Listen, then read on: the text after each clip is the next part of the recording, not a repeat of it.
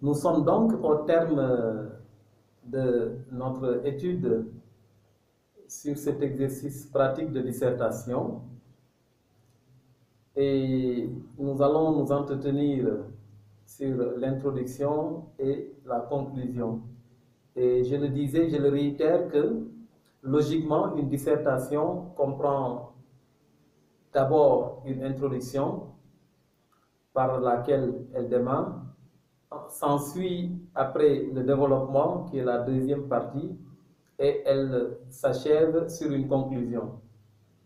Et j'ai précisé que nous avons adopté une telle démarche pour vous donner une méthode de travail au brouillon, consistant donc d'abord à analyser le sujet dans ses différentes composantes et à relever le domaine d'application, à s'approprier la pensée du sujet, la vie, à soulever une problématique, à repréciser la démarche.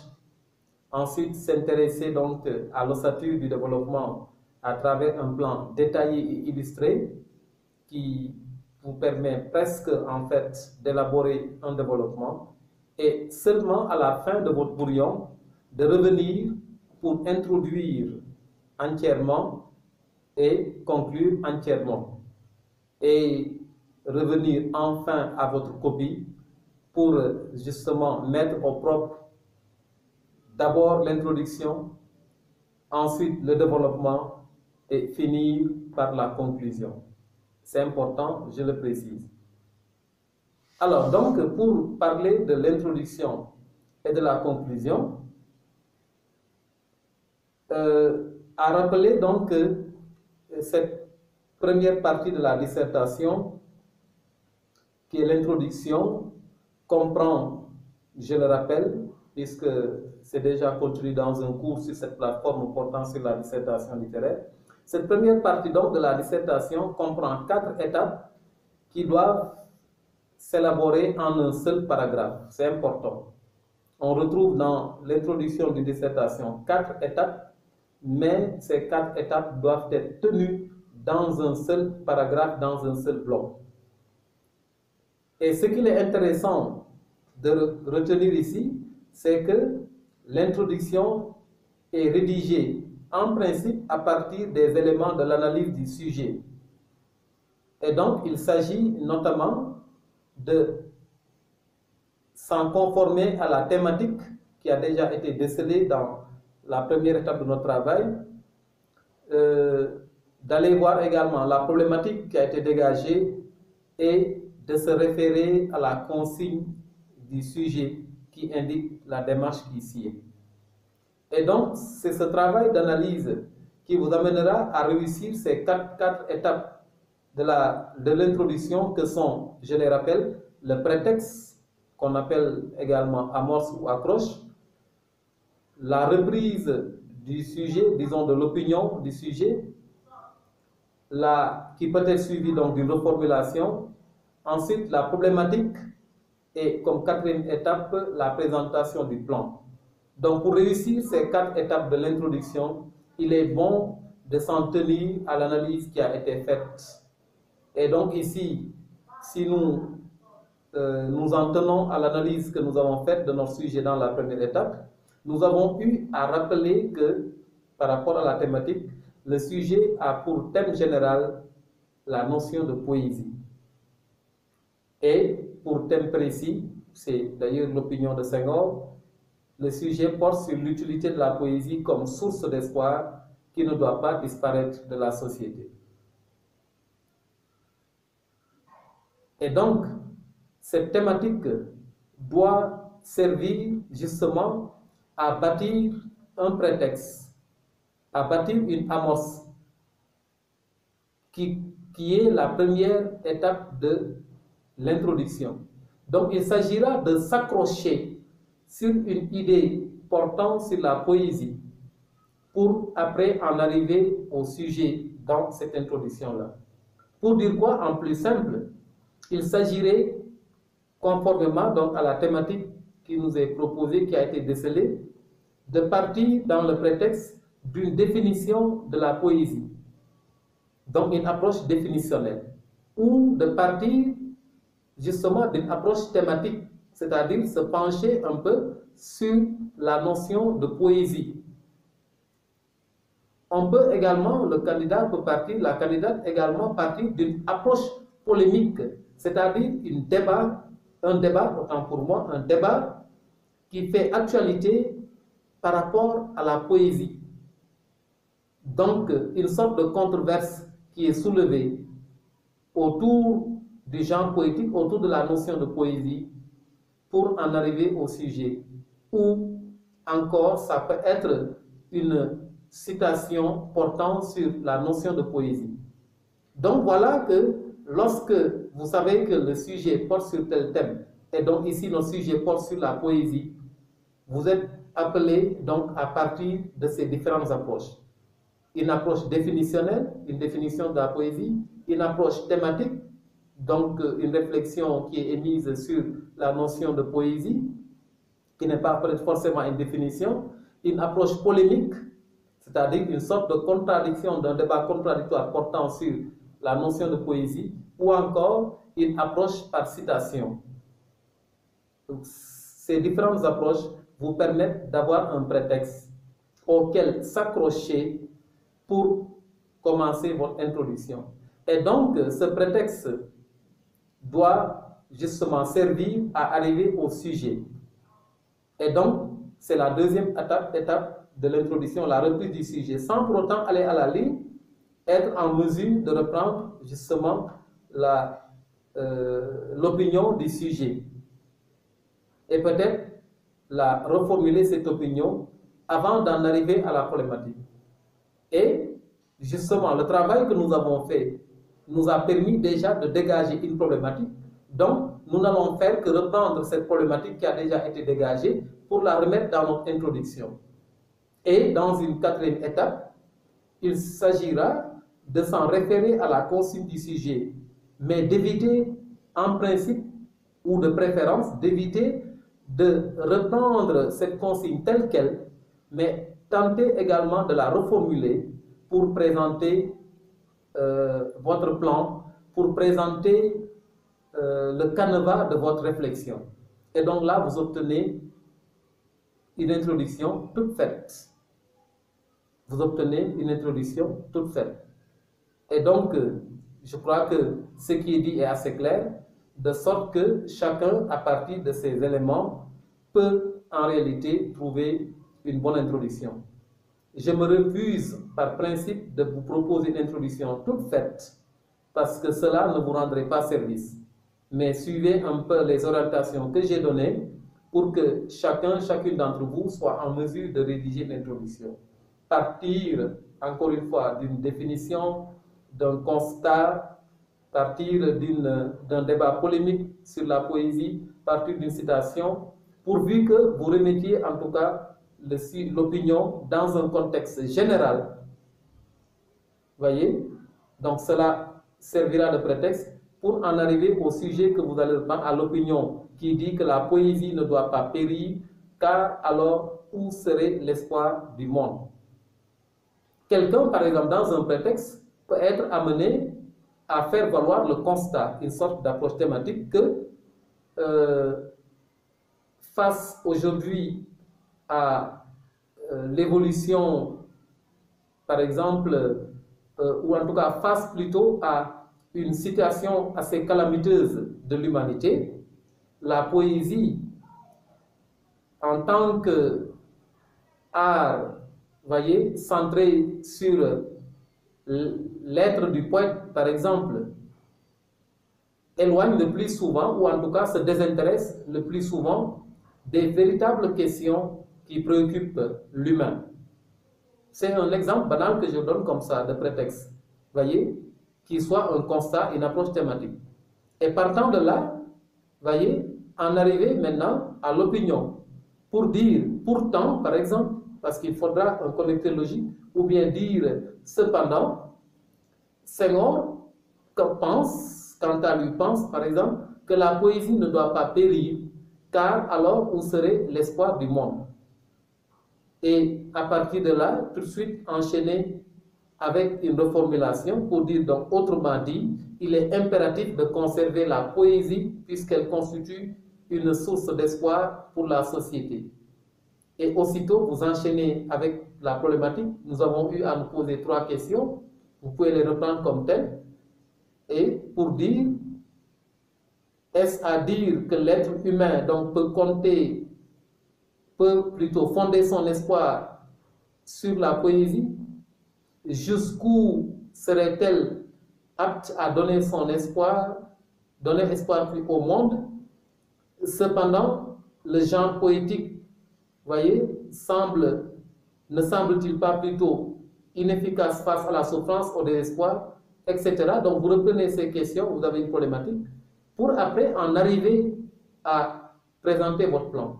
Et généralement, donc, si vous avez une problématique par questionnement, il faudrait entrer dans la présentation de votre plan avec donc des connecteurs du genre pour répondre à une telle question, à un tel questionnement par exemple, puisque c'est un ensemble de questions, pour une meilleure analyse, etc.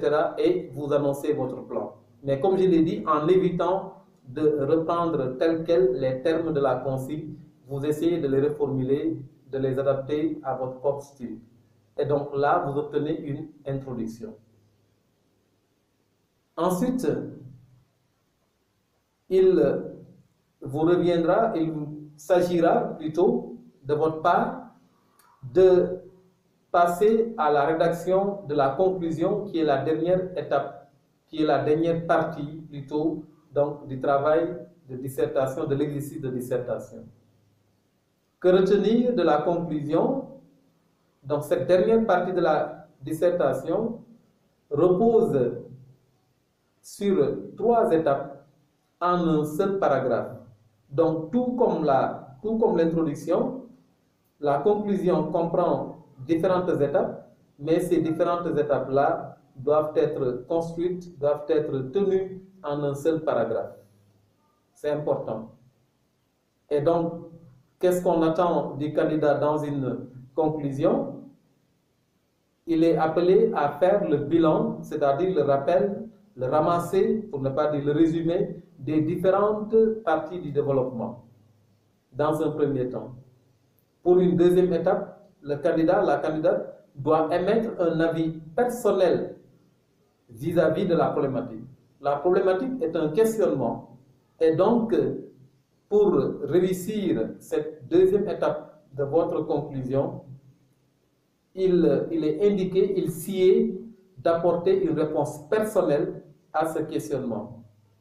Et en troisième étape, il faut en fait montrer que vous n'avez pas le monopole de la réponse qui sied par rapport au sujet qui a été traité, mais que quelqu'un d'autre, ou d'autres plutôt, pourrait donner autant d'avis. Alors il faut élargir la réflexion à d'autres horizons. Donc ainsi, une conclusion se tient avec un bilan, avec une réponse personnelle et un élargissement de la réflexion qu'on appelle également perspective. Et donc, pour l'appliquer au sujet que nous venions de traiter, le bilan, donc ici dans la première étape de la conclusion, vous amènerait à rappeler que vous avez traité de la poésie comme étant une source d'espoir, comme étant une pratique, si vous voulez, ou un genre, en tout cas, littéraire, sur lequel ou sur laquelle l'humanité peut compter pour faire face à la misère, pour faire face aux inégalités, à l'injustice. Rappelez également que la poésie peut pourtant apparaître inactive, peut apparaître passive, improductive, sans utilité. Et de rappeler de façon très tacte qu'elle est également un genre qui peut justement concilier une dimension purement esthétique, artistique et une dimension utilitaire. Donc cela ferait l'objet d'un bilan en une ou deux phrases, de façon très ramassée, mais également de façon très fluide, de façon très expressive, vous faites ce bilan-là, vous rappelez cela. Et automatiquement, vous apportez une réponse. La réponse doit être ce que vous pensez en votre fort intérieur. Voyez, autant de candidats, autant de réponses, j'allais dire. Donc, il s'agit d'apporter personnellement un avis qui soit en fait votre conviction par rapport au sujet traité et par rapport à la question qui est soulevée.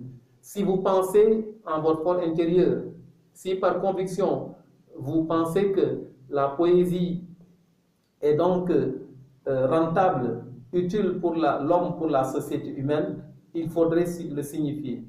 Si vous croyez également que face au fléau qui gangrène l'humanité, la poésie n'y peut rien, elle semble inutile, voyez, là également vous pouvez le signifier à travers votre réponse, votre avis personnel.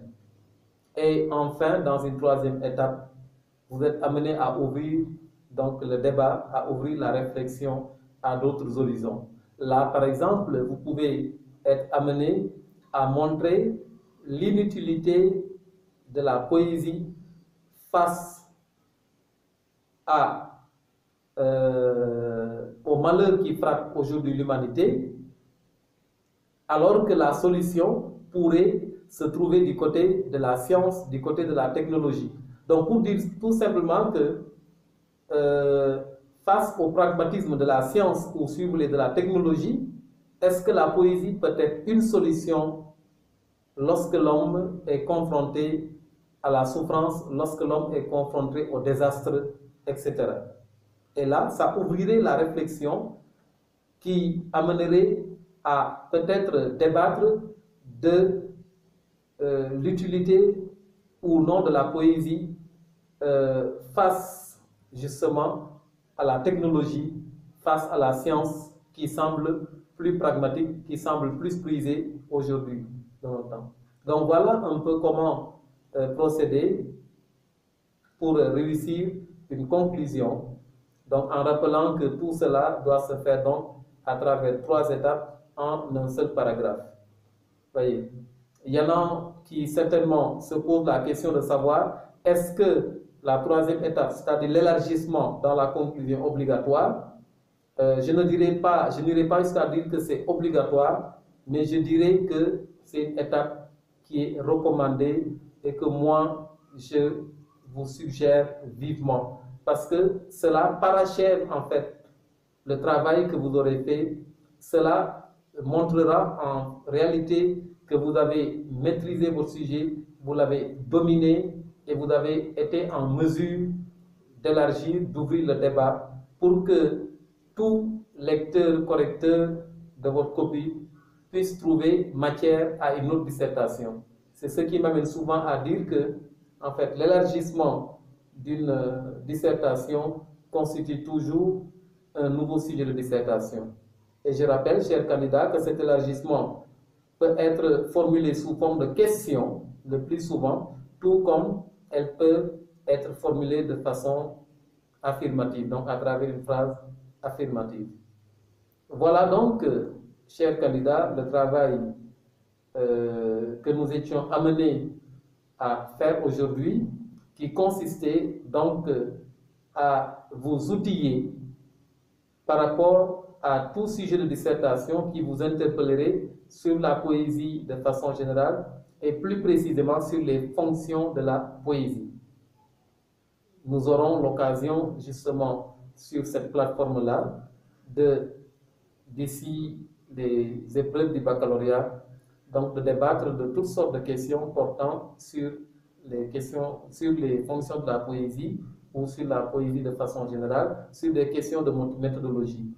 Et je vous invite au préalable d'aller consulter le cours sur la méthodologie de la dissertation. Il est disponible sur la plateforme, mais surtout avant de s'adonner à ce travail de dissertation, d'aller également consulter les cours sur la poésie qui ont été faits précédemment. Merci de votre attention et nous vous donnons rendez-vous très prochainement.